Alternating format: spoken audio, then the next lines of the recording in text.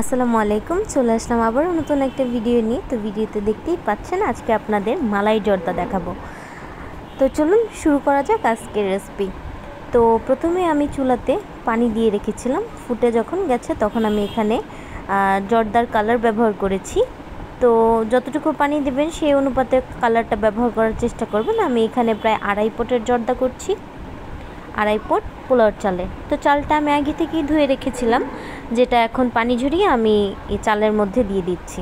আর অপেক্ষা করব কতক্ষণ পর্যন্ত চালটা বলক চলে না আসে। চেষ্টা করবেন 80% পর্যন্ত সেদ্ধ করার, বাকি 20% কিন্তু প্রসেসিংয়ে সেদ্ধ হয়ে যাবে। যদি বেশি সিদ্ধ করে ফেলেন তখন কিন্তু একটা আটকা আটকা ভাব চলে আসবে। যখনই চালটাতে বলক চলে এসেছে আমি এখানে 3টে এলাচ আর 3টে তেজপাতা দিয়ে দিলাম, আর সাথে একটা দারচিনি। এটা দিলে এটার ফ্লেভার খুব ভালো আসে, চেষ্টা করবেন এটা দিতে। আর যদি কারো তেজপাতা বা এলাচের ফ্লেভার ভালো না লাগে তাহলে এটা স্কিপও করতে পারেন। অলরেডি দেখুন 80%-এর মতো প্রায় সিদ্ধ হয়ে এসেছে। এ পর্যায়ে আমি নামিয়ে নেব। নামানোর আগে আমি এই যে একটা মালটার এভাবে গ্রেট করে দিয়ে দিচ্ছি। চেষ্টা করবেন এটা দেওয়ার, তাহলে ফ্লেভার ভালো আসে। আর এভাবে করে নেবেন, বেশি গ্রেট করবেন না, হলুদ কমলা অংশটুকুই যাতে চালটাতে যায়। তো এই তো সম্পূর্ণ রেডি। এবার হচ্ছে আমি একটা স্ট্রেনারে করে পানিগুলো একদম ঝরিয়ে নিলাম, দেখতেই পাচ্ছেন। তারপর একটা ছেনিতে করে চালগুলো আমি ফ্যানের বাতাসের নিচে রেখে দিয়েছিলাম, যাতে হচ্ছে ঠান্ডা হয়ে যায়, কারণ বেশি গরমে আবার বেশি সিদ্ধ হয়ে যাবে।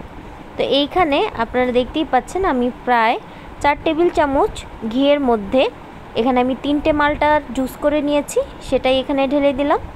আর আমার কাছে চিনি ছিল, সেটা হচ্ছে ব্লেন্ড করা, সেটাই হচ্ছে দিয়ে দিয়েছি। আপনারা চাইলে দানা চিনিও দিতে পারেন। দানা চিনিগুলো কিন্তু নাড়তে নাড়তে একটা সময় হচ্ছে গলেই যায়। এই যে আমিও এখানে দিয়ে নিয়েছি। আর যে ছেনিতে চাল ছিল সেটাও এখানে দিয়ে নিয়েছি। আর কিছু মোরব্বা কেটে রেখেছিলাম, ওগুলো এখন দিয়ে দিচ্ছি কিশমিশ আর সাথে কাজু বাদাম। তো এখানে আপনারা চাইলে আরও কিছু ব্যবহার করতে পারেন, আপনাদের ইচ্ছা, কোনো সমস্যা নেই। আবার চাইলে এগুলো স্কিপও করতে পারেন, শুধু মোরব্বা দিয়েও কিন্তু আপনি এটা বানিয়ে নিতে পারেন। সব কিছু নেড়ে চেড়ে আমি সুন্দর করে একটা ছিনিতে আবার রেখে দিয়েছি ঠান্ডার জন্য। এবার ডেকোরেশনের পালা। তো আমি মালাইটা দুধ দিয়ে করেছি। আমি লিকুইড দুধটা জাল দিয়ে ঘন করে নিয়েছি, তারপর এখানে গুঁড়া দুধ, চিনি আর হচ্ছে ঘি ব্যবহার করেছি। তো ডেকোরেশনে আপনারা আপনাদের পছন্দ মতো আইটেম দিয়ে ডেকোরেট করতে পারেন। আমি এখানে যেমন মিষ্টি, মোরব্বা, কিশমিশ, পেস্তা বাদাম, কাজু বাদাম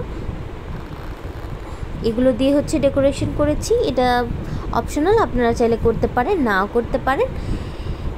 ঈদে কিংবা মেহমান আপ্যায়নে এই মালাই জর্দাটা কিন্তু খেতে অনেক মজা, একদম ড্রাই না, আর প্রতিটা বাইটেই অনেক ইয়াম্মি।